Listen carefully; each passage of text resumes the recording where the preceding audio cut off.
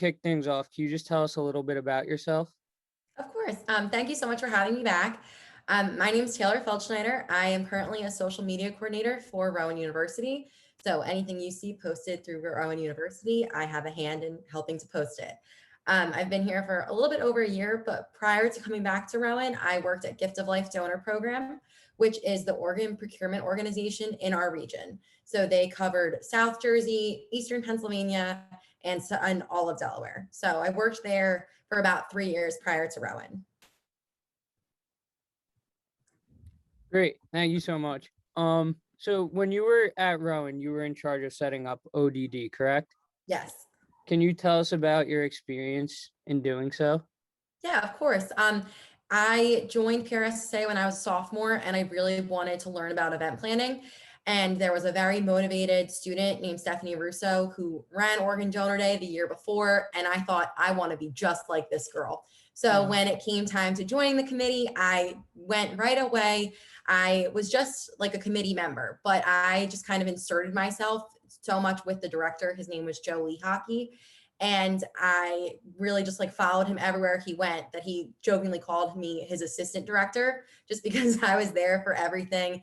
And I really just I loved the PR aspect of planning an event, but I also love the mission that Gift of Life told us. So, I remember when I signed up for my driver's license, I was like, no, I don't want to be an organ donor, whatever. But then you hear these stories and you meet these people and you just learn so much about becoming an organ donor that it's an obvious choice. It really is just such a beautiful thing. So when it came to planning Organ Donor Day, I really focused on like that passion to register organ donors, because without the passion and like drive behind it, the event isn't as successful, because it is such a beautiful thing to be an organ donor. So I really thought when it came to planning, not only to have like a fun little theme, but also to really emphasize, what does it mean to be an organ donor? I remember my year, it rained and I was so upset because we had to move it from outside to inside. Mhm. And for those of you that know me, I don't handle things too well. So I was a mess, but I was able to, successfully register some organ donors. And I was just so proud of the work that my team did. And it was also wonderful. I had some girlfriends who just were very anti organ donation, and a bunch of them came to surprise me to sign up. So Mhm. it was just wonderful, the impact that it had on me, my family, my friends. I had family members come sign up. So that's the personal side. But the professional side it was a lot of work to plan Organ Donor Day. I give you such props, Jenna, for doing it, and the rest of the committee. I'm sorry if I'm forgetting, for doing it virtually, because it was so hard to do in person. So virtually, I give you so many props. But it really taught me a lot about planning an event, working with businesses, because we had the raffle. So what it meant to, ask a business to make a donation. But also it really taught me to be a leader, because as the director, I oversaw all the committees. So it was just so interesting to learn like people's styles and how to ask people to do things for you without them saying absolutely not. And just, it really taught me to be a leader and to handle things. So it really is. It's a huge commitment, and really teaches you so much in just a small event. Yeah, I agree. I remember last year everyone had to kind of scramble to move everything to virtual, and I was already registered, but I would have registered last year if I had the chance. So, in addition, you were part of Donate Life, right? Yes, Gift of Life Donor Program. Can you tell us a little bit about that? Of course. So donate life is the correct term, but it is the umbrella for it's what organ donation. It's a little confusing. And truthfully, it's been almost a year, so my memory is, a little faded, but I do know it's the umbrella, and Gift of Life is the organ procurement organization under it. So I worked there for 3 years right out of college. I was fortunate, the connection I made during my time at Rowan was who I ended up working with at Gift of Life, which was really wonderful. I helped oversee events there every year. They have the Donor Dash, the 10K, 5K run, and I was one of the organizers of that. I got to go to Salt Lake City for the Transplant Games of America. It's an Olympic style sports for transplant recipients and living donors. And it really is just such a beautiful thing to watch a donor family member, so someone that lost their loved one, um, and they went on to be organ donors, put a medal around an organ recipient after they won a race. So something like that, you see that, and it just kind of changes you as a person to see how organ donation does affect you. Whether you meet someone who received an organ donation or a tissue donation, donor families. Like I've had, we used to hold these, I mean, they still do, but I used to oversee the events that were called Life and Legacy celebrations, which honored deceased donors. So you got to see loved ones say goodbye to their family, but at the same time, they were honored for giving the gift. So there was the fun side, the dash, the emotional side, but then also Gift of Life was such a clinical side because they really did all the procurement, which is the like overseeing of the organ transplantation. So we at Gift of Life had transplant coordinators who oversaw literally the coordination from the person who passed away to the recipient. So it really was just like so interesting that every day going to work, you're about to save a life. Like every day, the work you're doing is to save lives. Awesome. Thank you. So while being part of that, were there any stories that you could share with us that, I don't know, I guess really, really impactful? Oh my gosh, there's so many.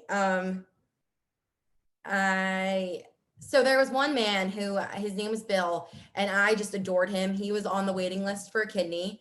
He would go to dialysis a couple times a week,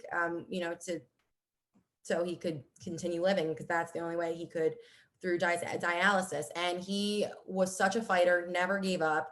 He was so positive, came to every event we had. He would show up with his bright green Donate Life shirt on, and he unfortunately passed away. So that was the first time that someone I had grown such a connection with at Gift of Life passed away. And that just, it just shows you that it's a health crisis. Like something like that. Like I remember thinking, if I could give this man my kidney, I would. But it's just so, you meet someone and you just, professionally, but then you get to know their story, and then you make your friends, and then it was tough, but it definitely taught me that, being an organ donor is so easy and so important. And someone like Bill, with his grandson and family, it just, that was, a sad part. But then another part was at the Transplant Games of America in Salt Lake, just to see if people of transplant recipients just all there breaking a world record for as many transplant recipients in one area was pretty cool. Like everyone was so excited,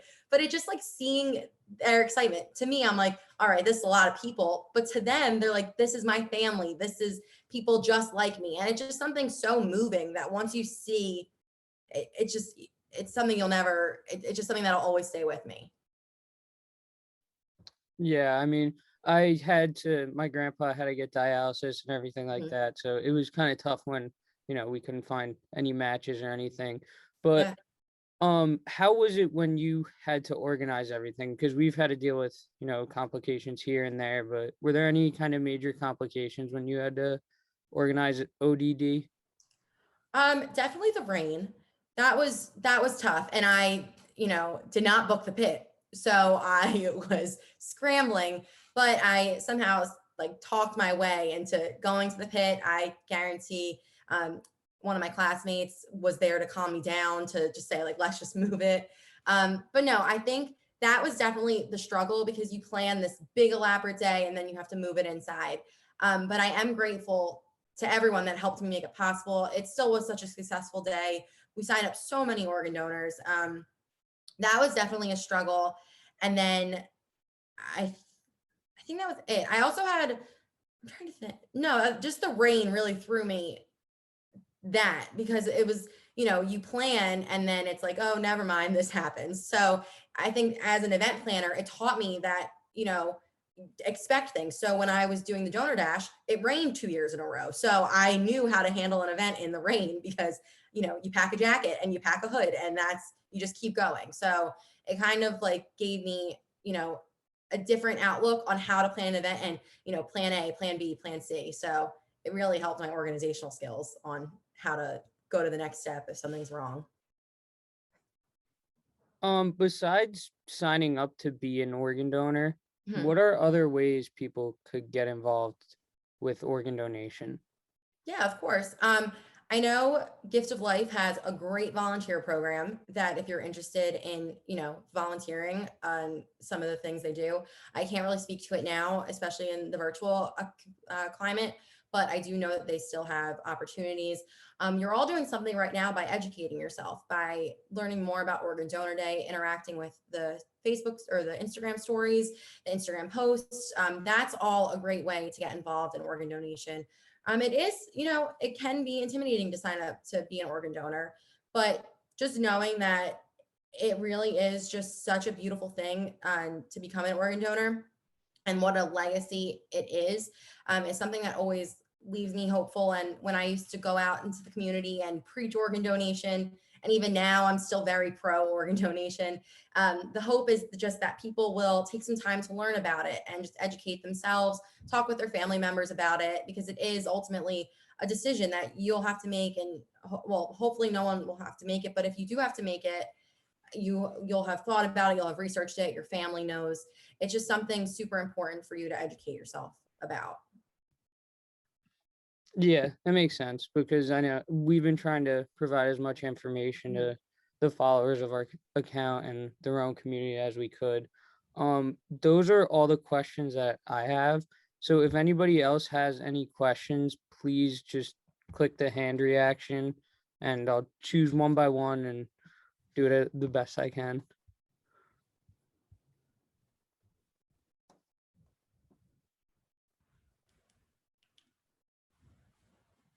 Jenna? So I was just wondering, so you mentioned how you like built a relationship with someone and you like got close with certain people. Mhm. So how did you kind of like handle if I don't want to like dampen the mood, but would you like handle if you built like a really great relationship with someone and you were like excited to see them every day and like unfortunately with organ donation some things will happen where they can't get an organ or things like that. Like how would you handle that situation? Yeah. So it's, I mean, I guess that's kind of like what we do in social media. Like you get so attached, but you can't get that attached because it's, there's Bill and he was so important to me, but I can't, you can't give everyone like, you can't get too attached, and you can't. So it was hard. And I did, I went to his funeral with a group of my colleagues. So we all just, mourned his loss, but then what we do every day is just kind of honor him. So you have these relationships and then a person unfortunately passes and then you do go back to work every day to continue working so that someone will get an organ donation or someone will meet their donor family member. You just do all this work, so the sadness you feel, it then turns into motivation to continue moving forward. And it really, I mean, I stayed there for 3 years because I loved being able to make such an impact and to work with a community that I didn't even know existed years prior. I had no idea what a vast community the organ donation community was, aside from Professor Fulginiti. I mean, I didn't know anyone. So it really did open my eyes and it really was just so rewarding. The sadness of it wasn't rewarding, but moving forward and putting that work there really changed my whole outlook. Thanks for your question. Grace, did you have a question? Yeah, I was gonna ask, I don't know if you would ever really come across it in like your position with Gifts of Life, but what do you like I don't know the way to phrase this. Like what about people who don't want to donate, like don't want to be donors? Like how Of do you course. address that, like especially in your like in this role? Of course. So I did a lot of tabling at a Philadelphia DMV, and Philadelphia has a very high donation need, and it was very tough. A lot of people turned me down.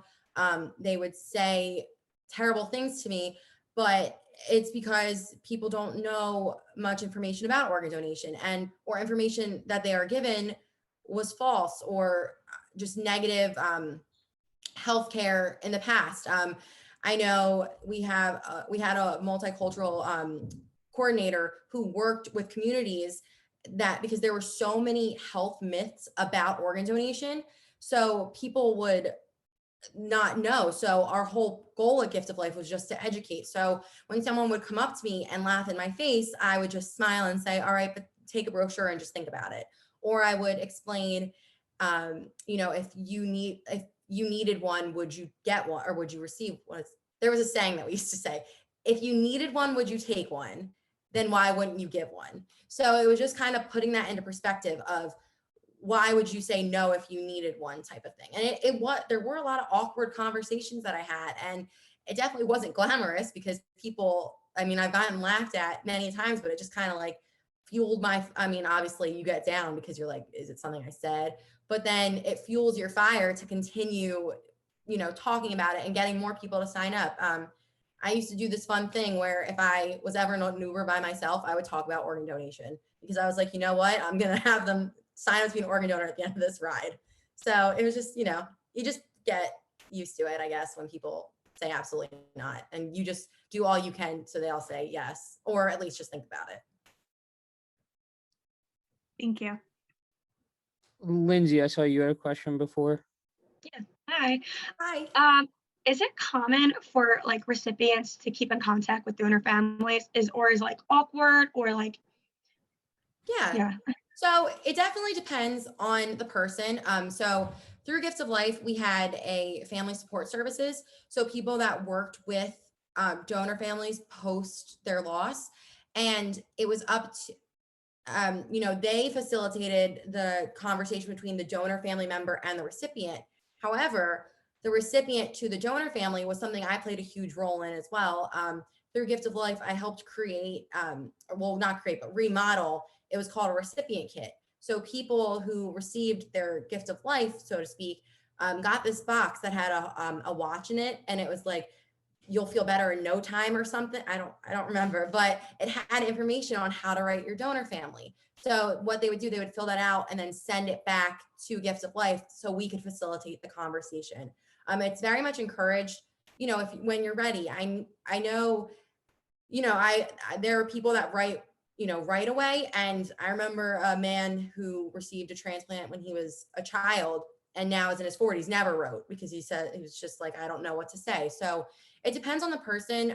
We being Gifts of Life did a lot of work, advocating to write and giving examples of writing.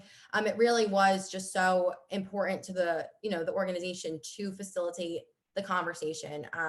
You hear the stories of people finding each other through Facebook.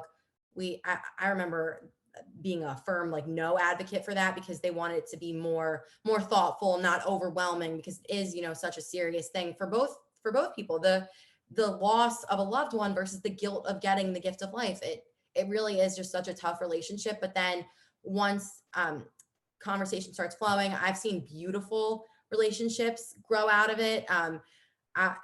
Right before I started Gift of Life, there was at one of the transplant games, they two Gift of Life family members, so a recipient and a donor, actually met in person.